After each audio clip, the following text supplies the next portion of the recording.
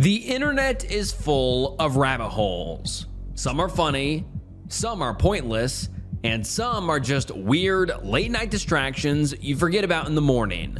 But then there are the others, the ones that don't feel like accidents, the ones that feel intentional, the ones that lead you down a dark path.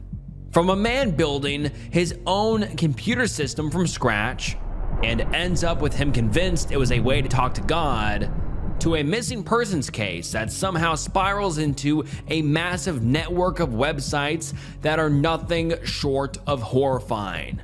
Today, we're diving into some unhinged internet rabbit holes. Make sure you like the video and subscribe to the channel, and let's get into it. 9-Apple Pineapple.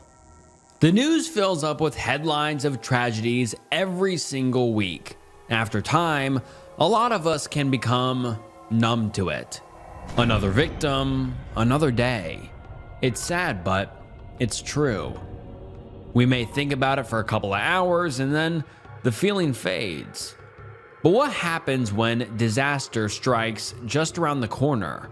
When it happens to our neighbors? When it's down the street? Or just next door?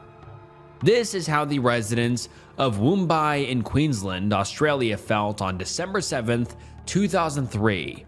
The day that a young boy named Daniel Morcombe left home around 2 p.m. and never returned. Just 2 weeks before Christmas, Daniel was waiting for a bus into town so he could buy some presents for his family. His day took a turn when the bus broke down before his stop, and then the replacement bus was so behind schedule that it didn't stop for him. Daniel was patient and had no issue waiting, but that wasn't his problem. The problem was that he had simply been in the wrong place at the wrong time, because at the same time, Brett Peter Cohen was driving along the road. He stopped and asked Daniel if he needed a ride, which sounds nice until his true intentions came to light. Brett had already been convicted of crimes against young people, yet not enough that it kept him off the streets. If he had been held in prison like he deserved, maybe what happened to Daniel wouldn't have happened. But sadly, it did.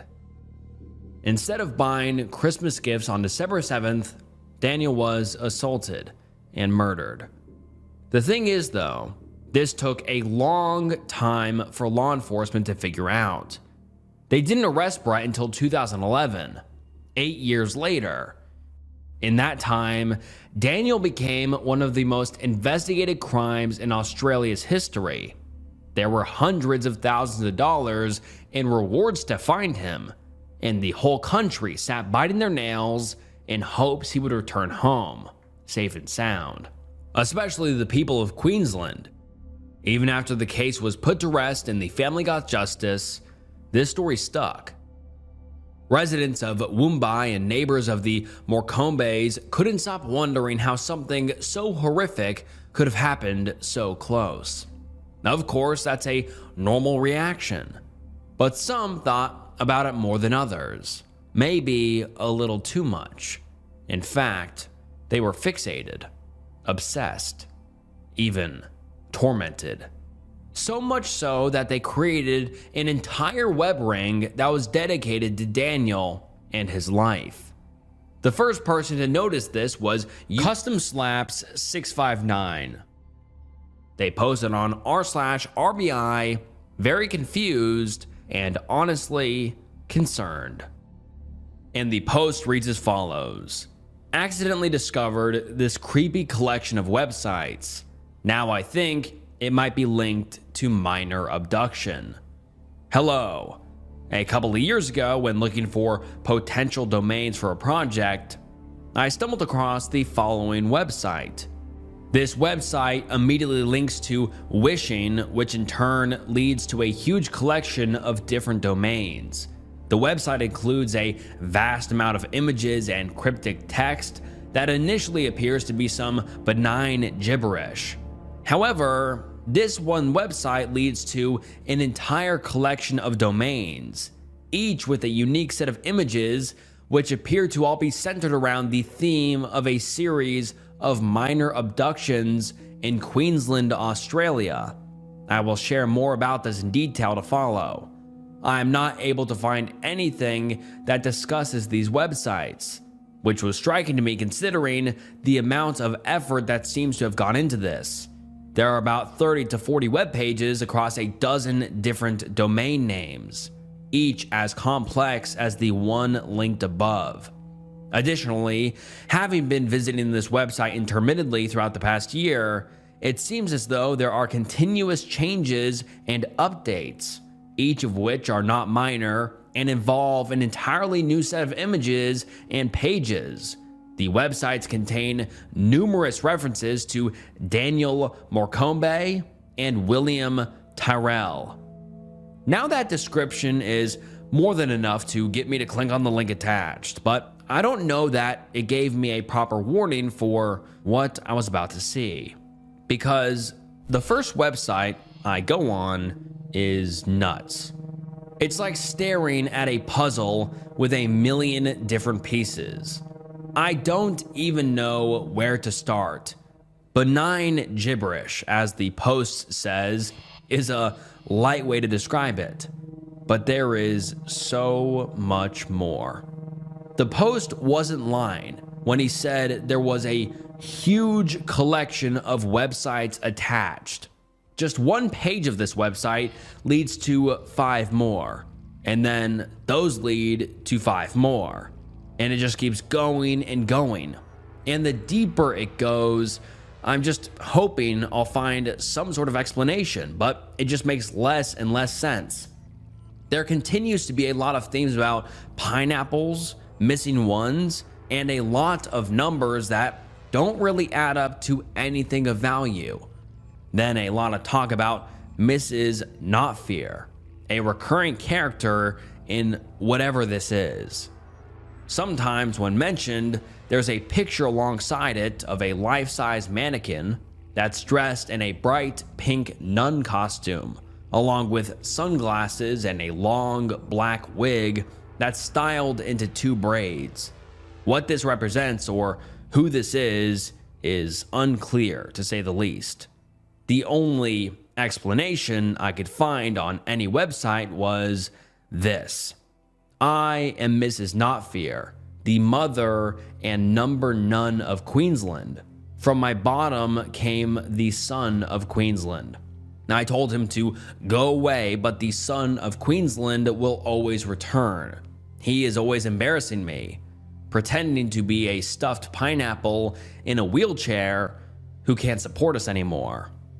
So that doesn't help us much, but clearly whoever this is based out of Queensland and has some interest in pineapples, which is important to note for 2 reasons. For one, Queensland is where Daniel was murdered, and also the bus stop that he was kidnapped at was about 1 mile from a tourist attraction known as none other than the Big Pineapple. So already, this is connected to Daniel, but it becomes more evident when I start to notice there's photos of him hidden everywhere, in the letters and in the background of photos. It's almost subtle, but the creepiness is not. It's not just the pictures that are a bit freaky. Again, it's all the themes about the missing people and how the writer talks about them. Like this one picture of an old, rusty black car. Nothing special, except for the words written over top of it. Have you seen this car in Queensland? This is the naughty car who took away all the little ones away from Queensland. This was something that caught the eyes of other viewers who were also trying to figure this out. Like the post that I read earlier said, Daniel was not the only case mentioned. There's also a lot of talk about William Tyrrell, a 3-year-old child that went missing in 2014.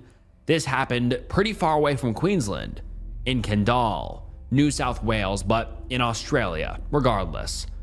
Unlike Daniel, William was never found, and neither were any remains.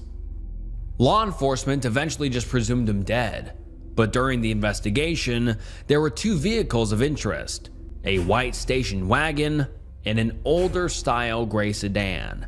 Two cars that repeatedly show up on these websites. Of course, the description that police give is vague, and there are lots of cars that could fit that, but it's enough that having a picture of a car even similar to that on the site is suspicious, especially with the cryptic talk of it being what took the kids away from Queensland. Like, even if it's not about William, it's still incredibly shady. It's enough to freak people out, really freak them out. So they start really digging in order to find out who's behind all of this. Well, besides the name Mrs. Knopfier being mentioned 1,000 times, the names David Smith and John Christopher pops up a lot. After some searching, you'll find an article from ABC Queensland about David Smith, a local resident who wanted to help the RFDS, a service that provides aero medical care to the state. But what's important is that the article mentions that David Smith decided to try and raise thousands of dollars for this, along with the help of his carer, John Christopher. In the article is a picture of David, one that actually shows up on these sites often. So once people finally had some sort of identity for who is behind all of this, it gave an opportunity to find some real answers as to what the hell was going on. Because the article implied that David is disabled to some capacity. Users decided to email John Christopher with their questions. His response was this: "Hello. 9Apple was a trademark I applied for around 1997. The Apple Computer Company of California unsuccessfully attempted to prevent me registering it in 1998. I was using it as a fundraising character for the Royal Flying Doctor Service, then for the Multiple Handicapped Association of Queensland, and for the Daniel Morcombe Association from 2009. The foundation is working on a movie called Where is Daniel Movie, and offered to include fundraising helpers in the movie. I have been authorized by Daniel's parents to arrange projects for their causes. I have more sites than I can remember, but mostly focusing on missing kids. My latest site is Police Circus. Most of my sites are not promoted, and I use them for future reference to my endeavor to produce a movie, Missing Figures. William Tyrrell is still missing from New South Wales, not Queensland, and they need all the attention they can get to continue their search. It took 10 years to find Daniel. My sites have been around since 1998, and only now am I receiving my first inquiries. You are one of 6 inquiries recently. We'll answer more if required. Kind regards, Jonathan." But that's not it. There were others who emailed questions. There were a lot of questions to be asked. Another email sent to him mentioned all the attention this got on Reddit and other platforms, and he responded like this: "I've just gone through the Reddit Investigation Bureau circus on 9Apple Pineapple and Mrs. Knopfier. Very interesting, but I see them as being the abusers because they are the ones portraying kids in their warped imaginations and egging each other on with their fantasies, stirring up people who could set out to do something bad to minors. In other words, it is their own voyeuristic approach playing amateur detectives when we have professionals to deal with such. There are no complaints from the people they have posted my photos of. There has been no one popping around to see me. The police know what I do. They are not investigating me. I am a retired youth and disability support worker dealing with minors on ICE, depressed, missing, etc. The police have handed me kids to help them because I know my job and I have a good track record dealing with kids' welfare since 1982 in Queensland. Now, some people accepted this as a nice, relieving conclusion to this big mystery. even going as far as commending him for his passion and desire to help kids. Some even continued to talk with him. In fact, they developed a sort of friendship with him. When having back and forth email conversations, he revealed more about the purpose of the sites. He's mentioned to me a few times that the websites are my therapy. He never meant for them to be viewed by anyone, but this all just sort of happened, lol. He's fine with it though. He's happy all the hype is over. As of yesterday, he told me he had 50,000 views on one of his sites. Crazy stuff. Okay, so I definitely agree with the last part of that comment. It is crazy stuff. And that's what makes it so hard to wrap my mind around John's explanation. Therapy makes sense. That's understandable. Watching kids go missing in your own neighborhood can be deeply upsetting, and everyone deserves an outlet to process that. But what about the other reasonings? He says these sites were supposed to be used as fundraising strategies for multiple things, including getting the Where is Daniel movie made. Two things are confusing about that statement. First off, he says pretty much right after that these sites were never meant to be promoted. Well, how is someone fundraising for something without promoting it? But besides that, how in the world would these sites possibly attract anyone into supporting any foundation? Not only are they objectively creepy and disturbing, they don't even make sense. At no point while looking through Big Pineapple did I ever think it was meant to be promoting anything, let alone helping to find missing kids. I don't know. After reading those comments, I went back and did a double and triple take on everything I just went through. And nowhere did I see a passion for helping children. Maybe distraught over what happened to kids like Daniel and William, hopelessness at stories like that, and trying to find a way to make sense of it. If John had just said everything was therapy, this would be more believable, but trying to play it off as a promotional tool just makes zero sense. But he's not making the movie up. There was a movie titled Where is Daniel that was in pre-production. It was to be based on a book written by Daniel's parents and backed by the Heritage Foundation. They unfortunately never got the amount of money needed to make the movie, so they couldn't proceed because of that. So it's a real thing, and John does mention it often on his sites, kind of at least. In the middle of all the gibberish, he has a picture of a boy about to walk into a large pineapple with the text saying, "The Smart State movie is about the little ones who are missing. Day for Daniel, featuring real Queensland pineapples, numbers, and people." And then on the photo it says, "No, Daniel, don't enter the big pineapple." He never actually says the real name of the movie, Where's Daniel, or the fact that it was produced by the Heritage Foundation, not Smart State Movie. At no point does he use actual media from the movie. And on top of that, his name is never mentioned in any article about it. Daniel's parents only really mention Rod Hopping and Tony Abbott as supporting the film. It's not like anything on the sites would actually be helpful in promotion anyways, but it doesn't seem like the Morcombes are even aware that they exist. All this to say, there were plenty of people that weren't buying the email John sent.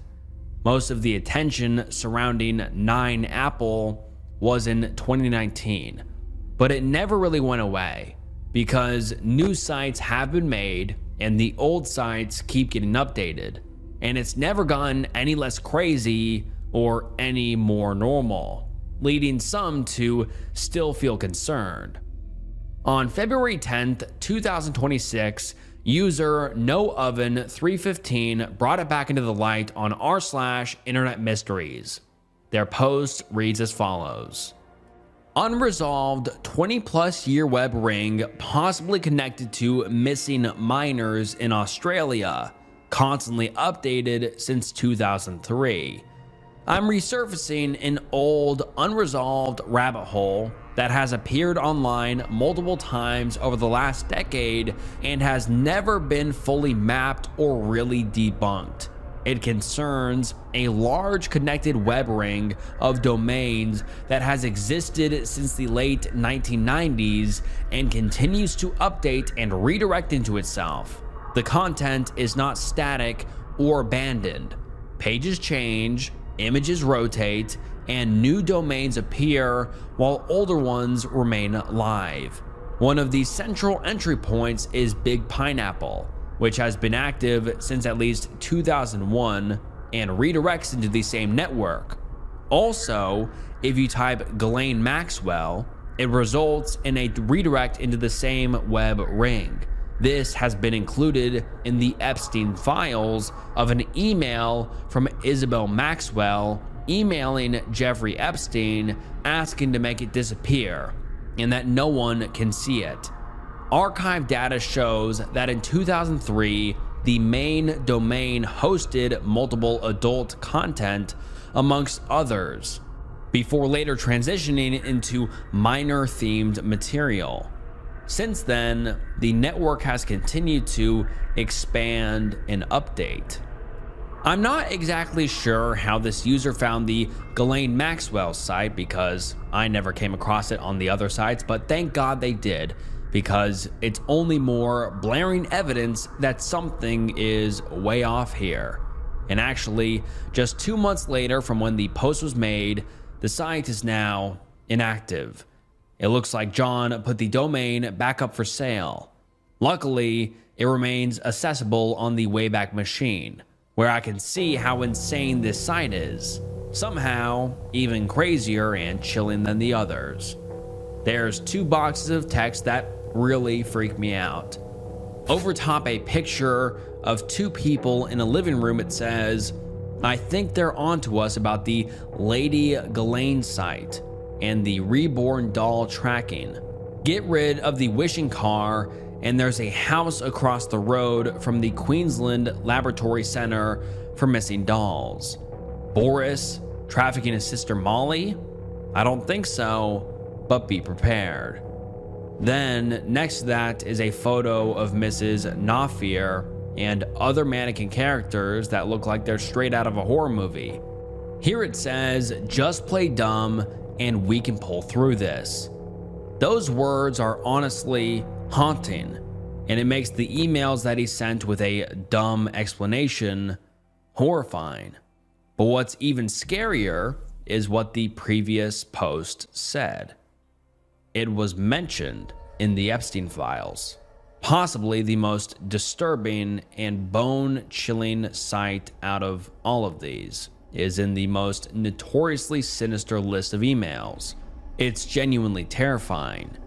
Yes, even when people point out that the domain wasn't owned by John until after the email from Isabel Maxwell was sent in 2011, even if that's evidence that this wasn't the site she was talking about, the whole thing just doesn't sit well. In or out of the files, Ghislaine Maxwell is more than unsettling. It's deeply disturbing. It's straight out of a nightmare. The whole thing is creepy. The random numbers and the mannequins dressed up, the baby dolls, then the hundreds of pictures of real minors all holding up pineapples, all holding up the number 3 for some reason. It's just hard to explain how eerie this all is. Of course, there's the speculation that this all stems from mental illness, and hopefully that is just the case. That's the most reasonable scenario that would be the least harmful, but it's hard to not think about the other possible scenarios. If John is associated with any of these crimes, or even if he knows any information that would help find a child like William Tyrell. Only time will tell.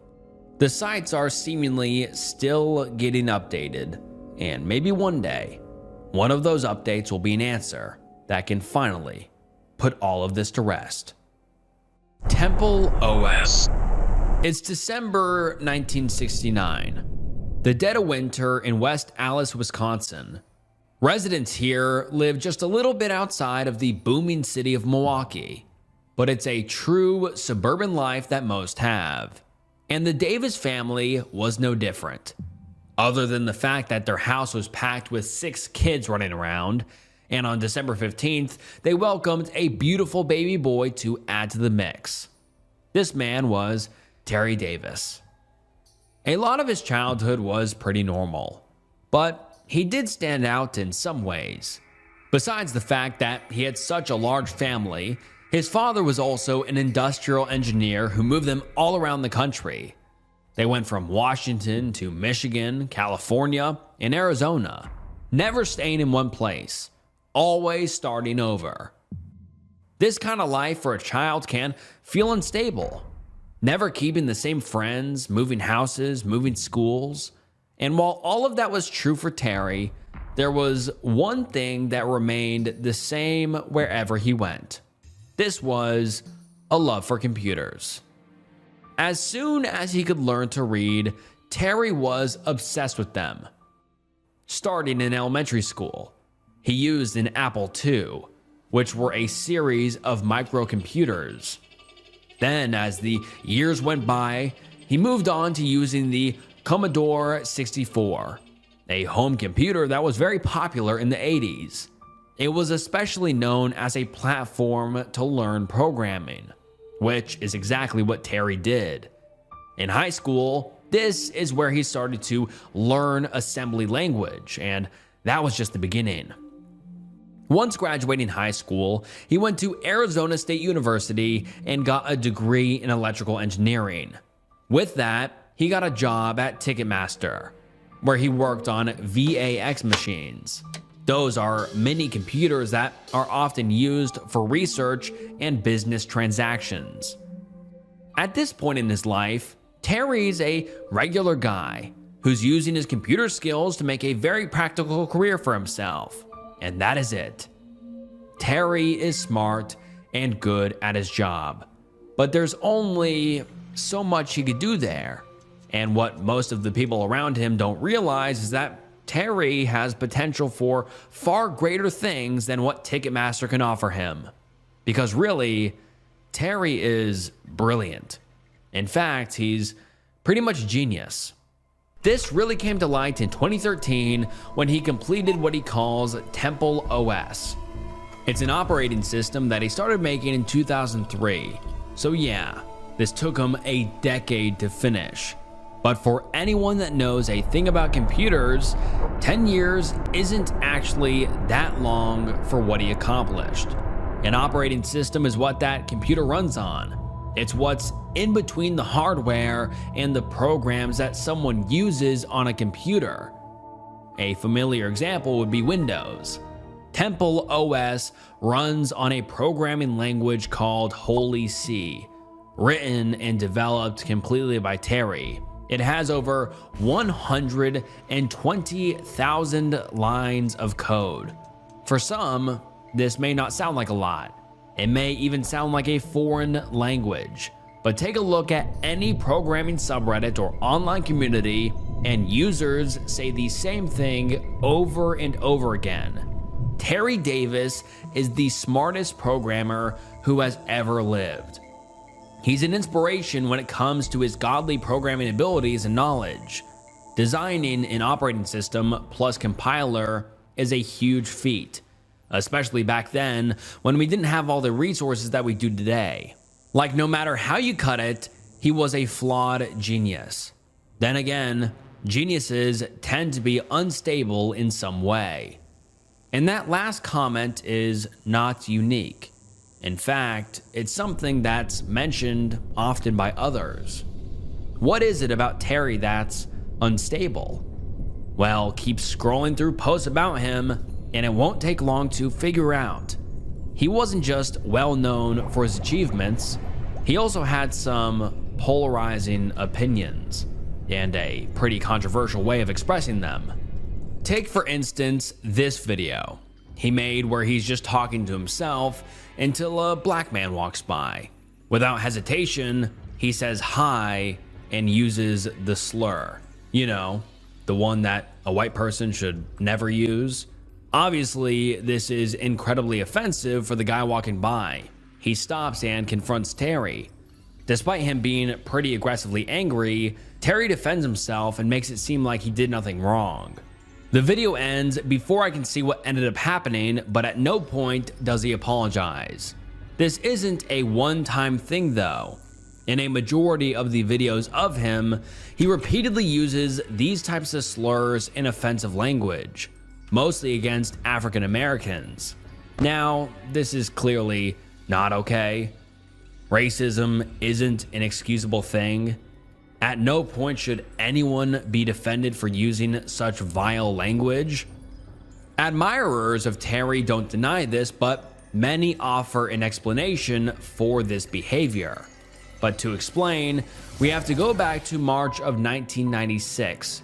Prior to that time, Terry identified as an atheist. Despite being raised Catholic, he formed his own opinions, which included that there was nothing outside of the material world, but something changed that year. And when faith in a higher power entered his life, so did the onset of something else. Something terrifying. Something that would destroy his life. It began with one manic episode that was so out of control, he was admitted to the psych ward. Then 6 months later, he would return. And another 6 months, the pattern repeated itself. And as time went on, his mental health continued to fall apart. Quickly, he started to believe that people were following him, including the CIA. Not only that they were following him, but that they could be even seen in pitch black because they glowed in the dark. He said, "The CIA N-words glow in the dark. You can see them if you're driving. You just run them over." This fear and paranoia intensified so much that he ended up taking a drive. This drive would be hundreds of miles, but with no destination. He just drove south, endlessly. That was until he grew so anxious again.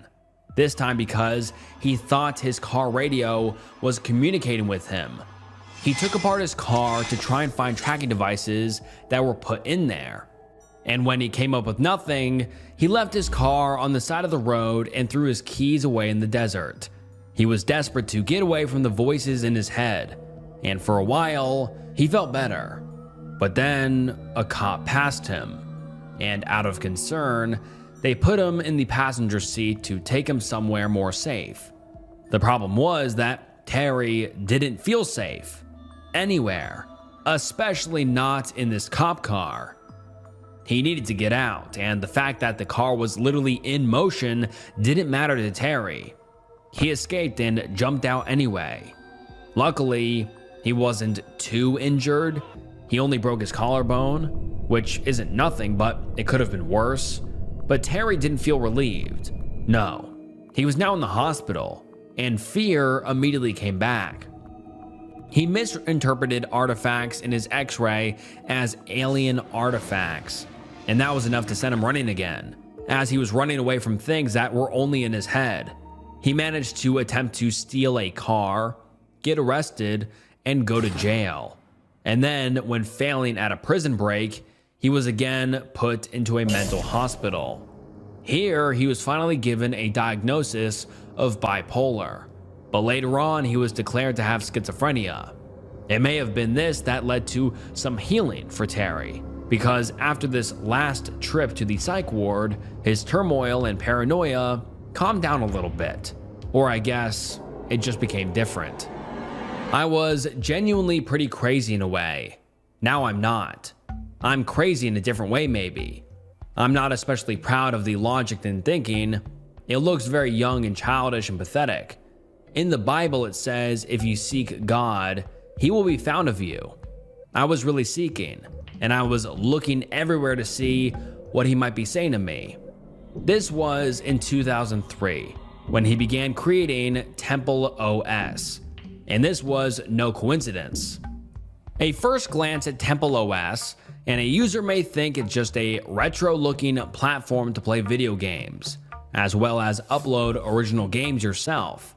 In fact, Terry designed it so people could use it for coding projects, altering the OS however they wanted, but that wasn't why it was created. He designed it to be the third temple from the Hebrew Bible, which, although has never been built, is a sacred space for Jewish people. And the hope for rebuilding goes hand in hand with the idea that one day the Messiah will bring universal peace. And in some way, I think Terry created or believed that this OS could be that, or at least give that feeling of serenity. He describes it as, Temple OS is God's official temple, just like Solomon's temple. This is a community focal point where offerings are made and God's oracle is consulted. He used it as a way to directly communicate with God. He programmed a random word generator onto it. When a user would hit the keys F7, they would get a random word, and better yet, if they pressed Shift F7, a passage from the Bible would appear. Terry used this for every decision he made when building Temple OS, like when he decided to give it a low resolution.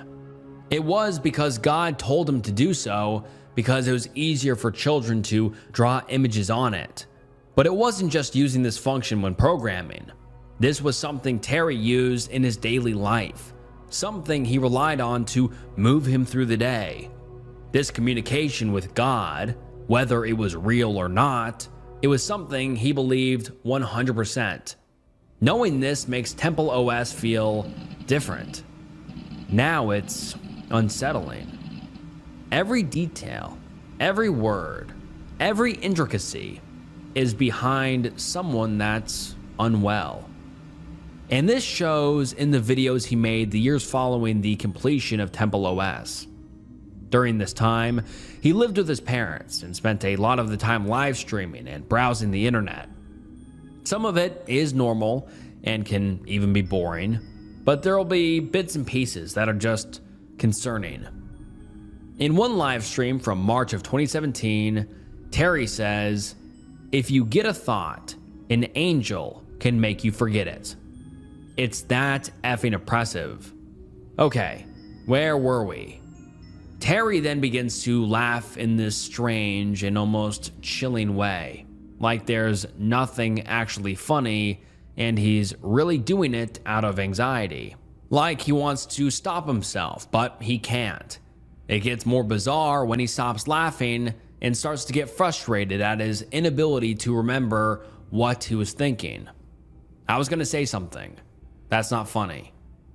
His live streams are full of moments like this. It's alarming, and it gets more horrifying the more I dive into Terry's digital footprint. After he finished Temple OS, he live streamed constantly. Many of those streams ended up being between 5 and 11 hours long. Sometimes he's just relaxing and scrolling through the internet, but then it spirals into a rant or a slew of offensive slurs. It's hours and hours and hours of watching someone descend into madness. And it does raise the question if there's something behind the racism that's not just, well, racism. Because clearly, Terry is suffering. His mental health never fully recovered from what happened in the 90s, and it's possible that his usage of offensive language could be a byproduct of that, especially when he often referred to the CIA as the N-word, something that he thought would defend him against the CIA.